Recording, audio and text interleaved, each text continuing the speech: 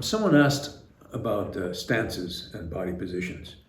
Apparently there is some brouhaha about whether you should have your weight on the front foot or on the back foot or right in the center and so on.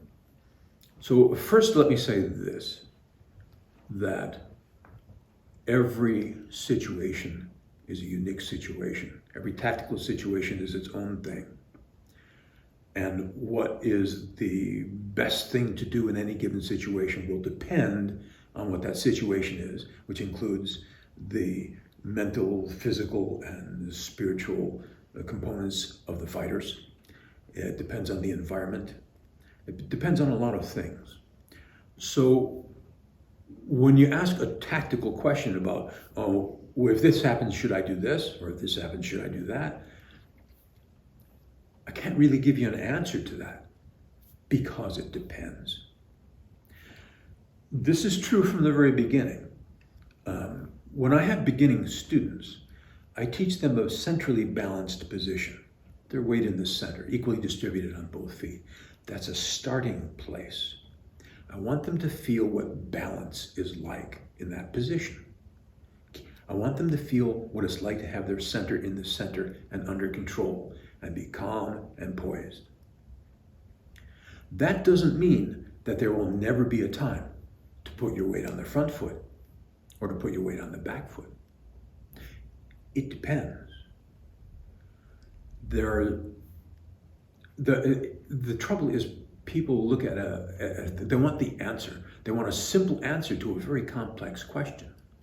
Or they look at a picture and they say, oh, is that the right position? And then they try to copy that pose as if the combat were going to be a pose with no movement, no change, no nothing. Just that, oh, if I assume this pose, that'll work out okay. That's not my experience. I doubt it is your experience either. So you have to remember that you must be infinitely variable in your approach.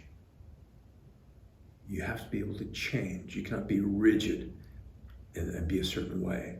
You have to be able to mold yourself to the tactical reality of the moment, the way that water molds itself.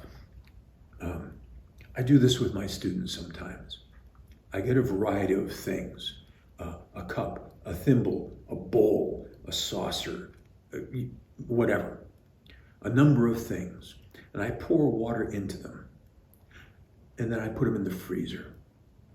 And when we come back, I take them out and I take the ice out of those things and illustrate how the water has assumed a certain shape.